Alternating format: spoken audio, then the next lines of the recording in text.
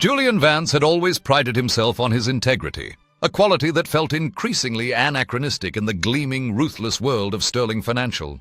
For 15 years, he'd navigated the treacherous currents of high finance, a senior analyst whose meticulous research and unwavering ethics had earned him a grudging respect even among the sharks who circled the executive floors.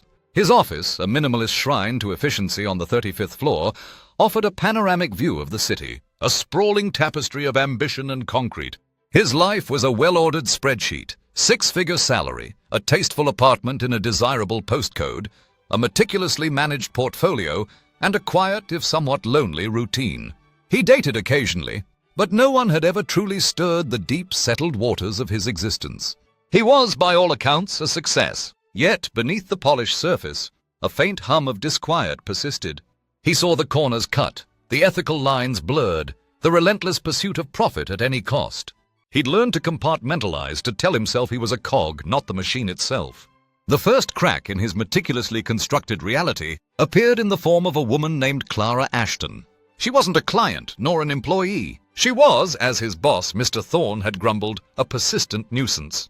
Sterling Financial was backing a massive luxury development project, the Pinnacle, designed to transform a historic waterfront district into an enclave for the ultra-rich. Julian's team had crunched the numbers, projected the astronomical returns. But Clara Ashton was the face of the opposition, a fierce, articulate advocate for the existing community, a vibrant working-class neighborhood called Oakhaven, which had been there for generations. Julian first saw her on the news, her face earnest and defiant as she spoke about the displacement of families, the destruction of local businesses, the erasure of heritage. Her words, though impassioned, were always grounded in facts, figures, and an undeniable moral clarity. One Tuesday morning, she wasn't just on the news. She was outside Sterling Financial, leading a small, vocal protest. Julian, hurrying past the throng, caught a glimpse of her. She was smaller than he'd imagined, her frame slender but radiating an almost physical strength. Her eyes, he noticed, were the color of rich earth, and they held an unwavering conviction. A week later, a strange assignment landed on his desk. Thorne wanted a deep dive into the community resistance, a detailed risk assessment. "Find their weaknesses, Julian," Thorne had said, his smile a reptilian flash. "Every movement has a fault line. Exploit it." Julian felt a familiar knot tighten in his stomach. This wasn't financial analysis. It was corporate espionage, thinly veiled.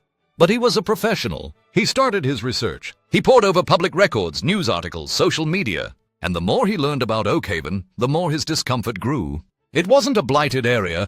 It was a living, breathing community with deep roots. The arguments against its destruction were not merely sentimental. They were ecological, historical, and deeply human. He found himself one evening, not at his usual upscale restaurant, but at a community meeting in Oakhaven.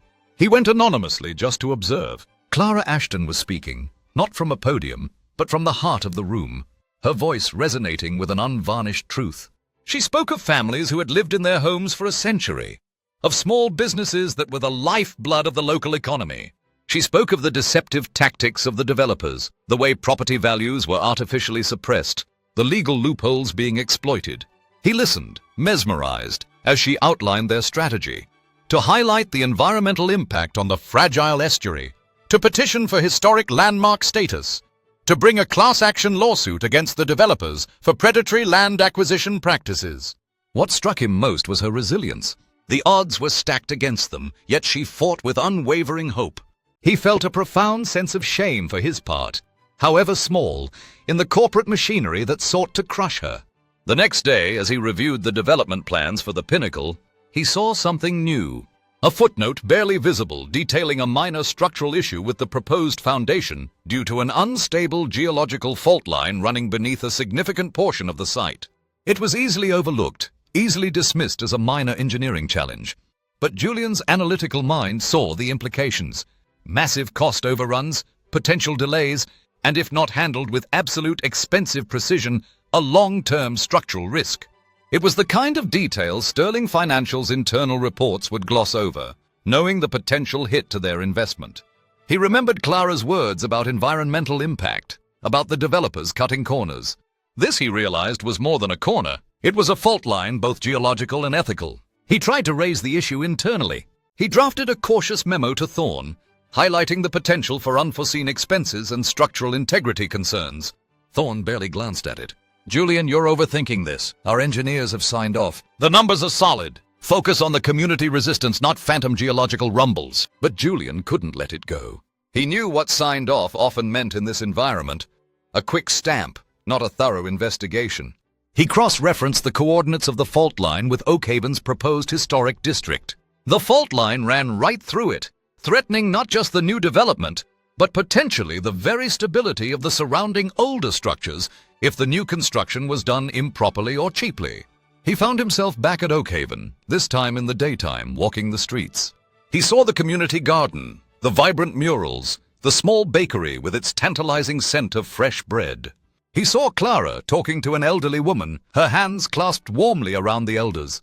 He used his access to internal geological surveys, structural reports, and environmental impact assessments, carefully anonymizing and redacting sensitive data that wasn't directly relevant to the fault line issue, to protect himself as much as possible, yet still provide the crucial information.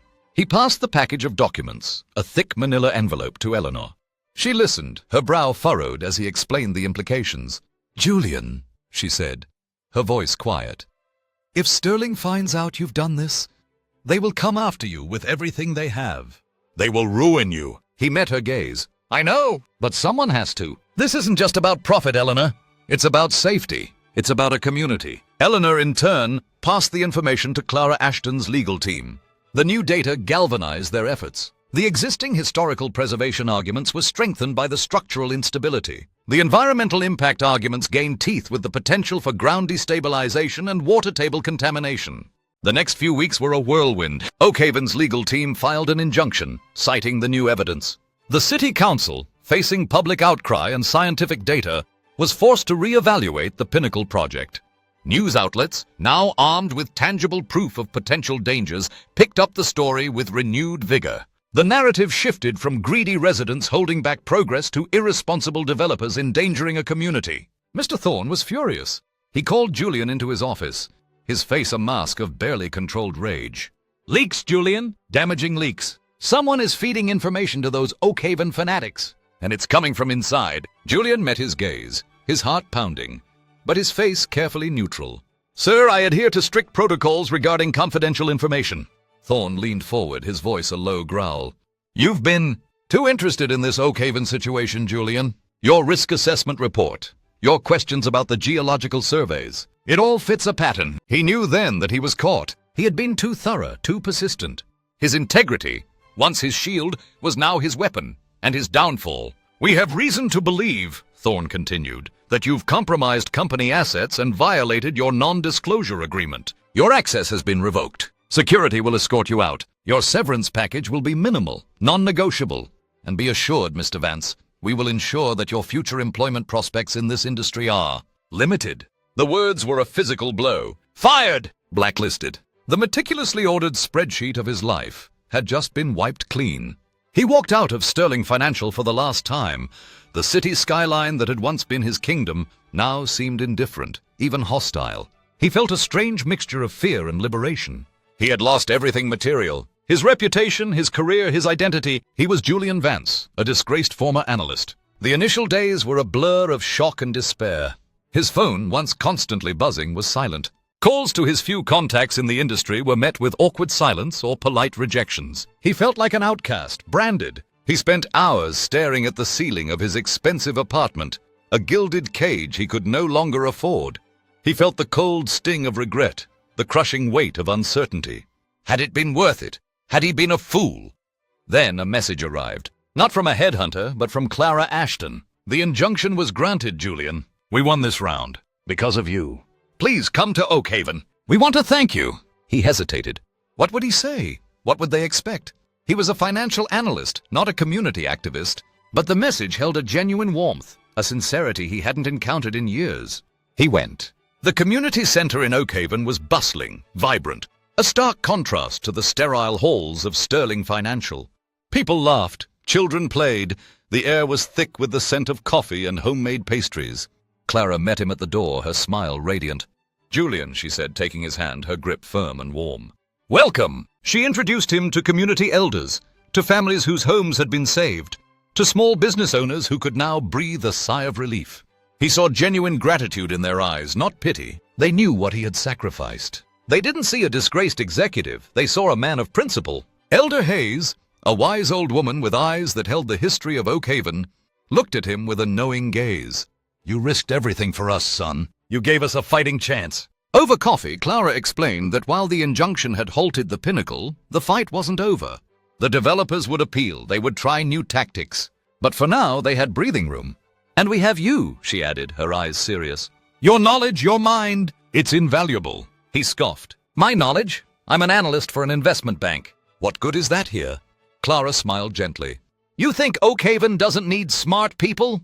We're trying to build something new, something sustainable. We want to create a community land trust, invest in local renewable energy, support small businesses with ethical microloans. We need someone who understands finance but also understands people. Someone who sees the long game, not just the quick profit." The idea was outlandish, terrifying, and exhilarating all at once. Build something from the ground up, with people, for people. It was the antithesis of everything he'd done for 15 years. He spent the next few months living off his rapidly dwindling savings, doing odd jobs, teaching himself new skills. He learned about grant writing, about community organizing, about the intricacies of non-profit finance.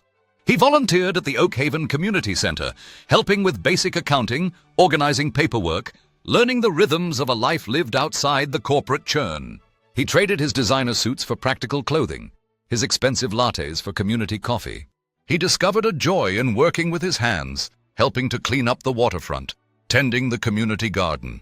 He started to reconnect with the physical world, something he hadn't truly done since childhood. Clara was his constant companion, his guide. They spent hours talking, planning, dreaming. He saw her passion, her tireless dedication. He learned about her own history, her family's long roots in Oak Haven. He saw her vulnerability, her moments of doubt, and her unwavering belief in the power of collective action. A friendship bloomed slowly, naturally, nurtured by shared purpose and mutual respect. One evening, after a particularly productive brainstorming session for the Oak Haven Cooperative, a new initiative to create a local, sustainable economy, he looked at her across the table. The fluorescent lights of the community center softened her features, highlighting the determination in her eyes, the gentle curve of her smile. He realized, with a startling clarity, that he was falling in love with her. Not just with her mind or her spirit, but with the whole of her. He told her awkwardly, stumbling over his words. To his profound relief, she smiled, a soft, shy smile that melted something deep within him. "Julian," she whispered, reaching across the table to take his hand, "I think I've been falling in love with you too." Life, it turned out, was starting to reward him, but not in the ways he had ever imagined. The Oak Haven Cooperative launched with a small but enthusiastic team. Julian, with his financial acumen and Clara's community leadership, formed an unexpected but powerful duo. He helped them secure grants, structure their microloan program, and develop a sustainable business model for a new community-owned market that would prioritize local producers. He taught financial literacy workshops to small business owners, his old skills repurposed for a greater good. His initial struggles were immense. The pay was a fraction of his old salary. He moved into a small rented cottage in Oak Haven, exchanging his panoramic city views for the scent of salt air and the sound of children playing. He learned patience, resilience, and the true meaning of community. He learned that wealth wasn't just about money. It was about connection, purpose, and impact. One day, almost 2 years after he had been fired, an email landed in his inbox. It was from a boutique ethical investment firm, specializing in sustainable development and community-led projects. They had heard about the Oak Haven Cooperative, about its innovative financial model, and about the ex-Sterling analyst who built it. They were impressed. They offered him a senior position, not in the cutthroat world of corporate finance, but in a field dedicated to responsible investing, where his expertise could truly make a difference. The salary was competitive, not Sterling level, but more than comfortable, and came with a sense of moral alignment he had yearned for his entire career. He accepted. He continued to live in Oak Haven and remained deeply involved with the cooperative, now as a board member and advisor. His new job allowed him to travel, to bring his expertise to other struggling communities, to replicate the Oak Haven model across the country. Did you know he was doing work he believed in, creating real, tangible change? His life was no longer a spreadsheet, but a vibrant tapestry. He and Clara, now partners in every sense of the word, navigated their intertwined lives with a shared sense of purpose.